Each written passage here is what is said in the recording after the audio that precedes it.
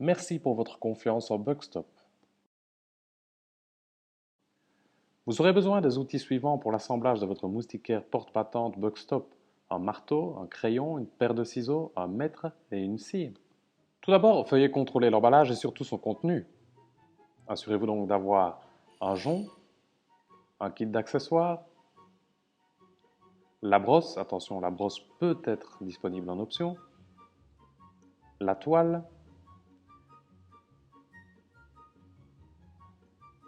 le profilet coup de pied inférieur, la notice d'instruction et les profilets en aluminium. 3 profilets courts et 2 profilets longs.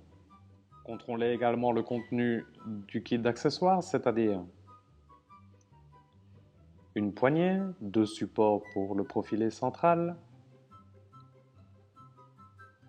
une butée de porte, un ressort, 4 pièces d'angle en plastique, 3 charnières en plastique et un kit de vis et chevilles.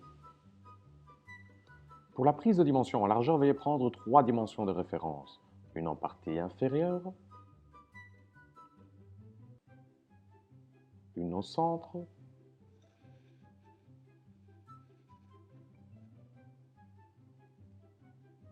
et une en partie supérieure. Attention, des 3 dimensions que vous avez prises, veuillez retenir la dimension la plus courte. Afin de calculer la dimension de recoupe en largeur, veuillez vous munir de l'étiquette jaune collée sur l'emballage. Nous constatons dans notre exemple que l'affichette indique une largeur de 130 cm et nous venons de mesurer une ouverture de 110 cm de large.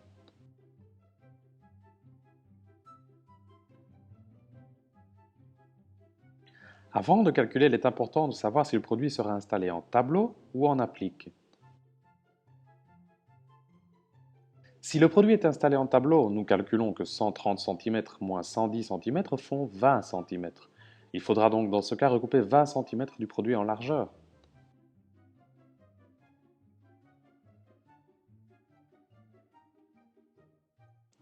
Si cependant vous décidez d'installer le produit en applique, il faudra réduire cette dimension de recoupe de 5 cm. Nous calculons donc que 20 cm moins 5 cm font 15 cm. Il faudrait donc recouper 15 cm du produit en largeur en cas d'installation en applique.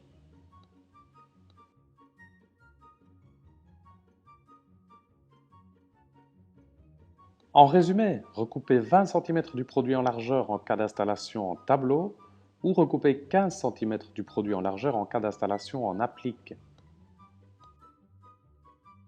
Dans notre exemple, nous nous baserons donc sur une installation en applique et recouperons 15 cm du produit en largeur.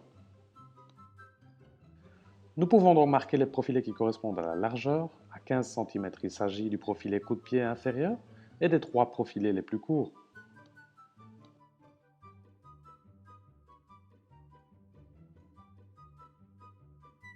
Et nous pouvons à présent recouper les 3 profilets en aluminium que nous venons de marquer, ainsi que le profilet coup de pied. Pour la prise de dimension en hauteur, veuillez prendre 3 dimensions de référence. Une à gauche, une au centre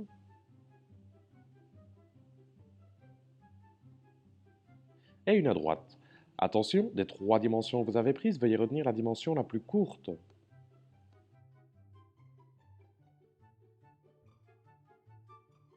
Afin de calculer la dimension de recoupe en hauteur, veuillez vous munir de l'étiquette jaune collée sur l'emballage.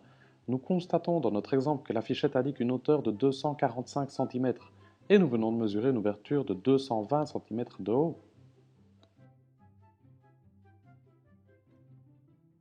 Avant de calculer, il est important de savoir si le produit sera installé en tableau ou en applique. En cas d'installation en tableau, nous calculons que 245 cm moins 220 cm font 25 cm. Nous devrons dans ce cas recouper 25 cm des profilés en hauteur.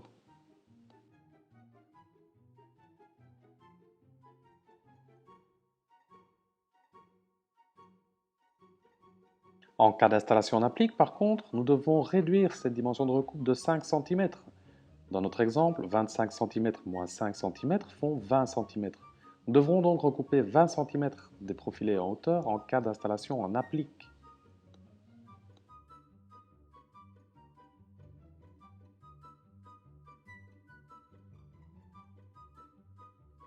En résumé, en cas d'installation en tableau, nous devrions recouper le produit de 25 cm en hauteur.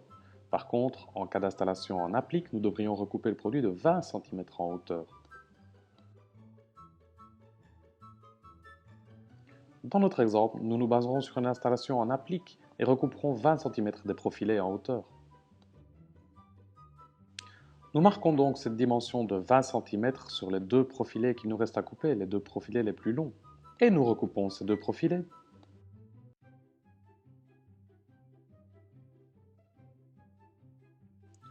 Nous allons à présent assembler le cadre. Pour cela, nous allons avoir besoin d'un marteau, de 4 pièces d'angle en plastique et des deux supports pour la traverse centrale. Tout d'abord, veuillez insérer les deux supports dans chaque extrémité de la traverse centrale.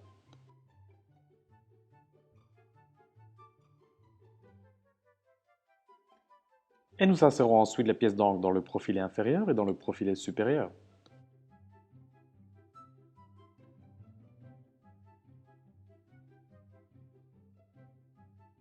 Insérez ensuite la traverse centrale dans les profilés latéraux grâce à la rainure intérieure de ces mêmes profilés latéraux.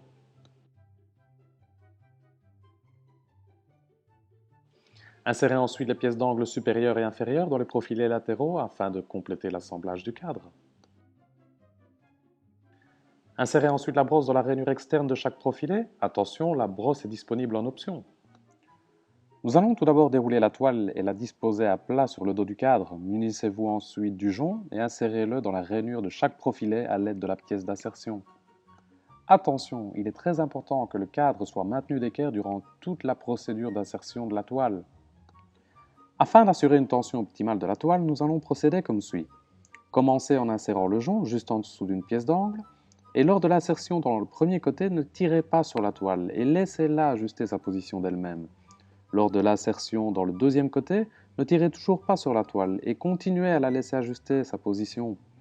Depuis le troisième côté, tirez sur la toile vers l'extérieur afin de la tendre au maximum tout en insérant le jonc. Et enfin, depuis le quatrième côté, continuez à tendre la toile au maximum tout en insérant le jonc. Vous obtiendrez ainsi, en suivant ces instructions, une tension parfaite de la toile. Nous pouvons à présent couper le surplus de toile avec un cutter. Afin de ne pas couper le jonc et de soigner la finition du produit, nous vous recommandons de faire pression avec le plat de la lame sur le jonc et de couper juste au-dessus de celui-ci. Nous pouvons à présent visser le profilet inférieur coup-de-pied au dos de la moustiquaire. Nous pouvons également visser la poignée à la traverse centrale. Attention, assurez-vous de visser la poignée du côté ouvrant. Pour l'installation des charnières, il est important de savoir si le produit sera installé en tableau ou en applique. Dans les deux cas, vous devrez visser une charnière à chaque extrémité et une charnière au centre. Attention, respectez une distance de 10 cm au moins entre la charnière et l'extrémité du cadre. Munissez-vous donc de la partie supérieure de chaque charnière.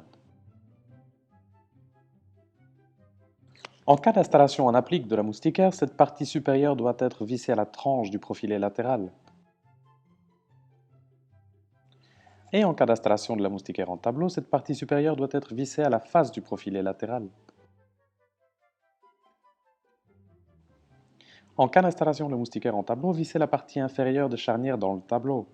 Le ressort de fermeture peut quant à lui être installé soit en tableau, soit en applique selon votre préférence. Et le produit peut être finalement installé. En cas d'installation en applique de la moustiquaire, vissez la partie inférieure de charnière en applique. Le ressort de fermeture doit être installé en applique de manière à ce qu'il fasse toujours pression sur la traverse centrale.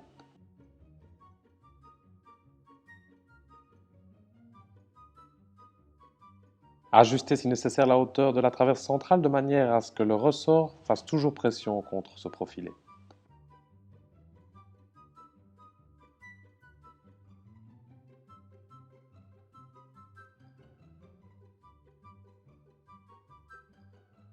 Et nous pouvons à présent visser la butée de porte, en applique ou en tableau selon l'installation de votre moustiquaire.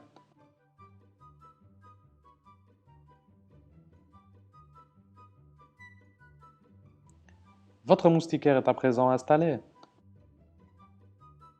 Utilisez un chiffon humide pour le nettoyage de votre moustiquaire. Vous pouvez nettoyer les profilets avec de l'alcool en cas de taches résistantes. Merci pour votre confiance en Bugstop.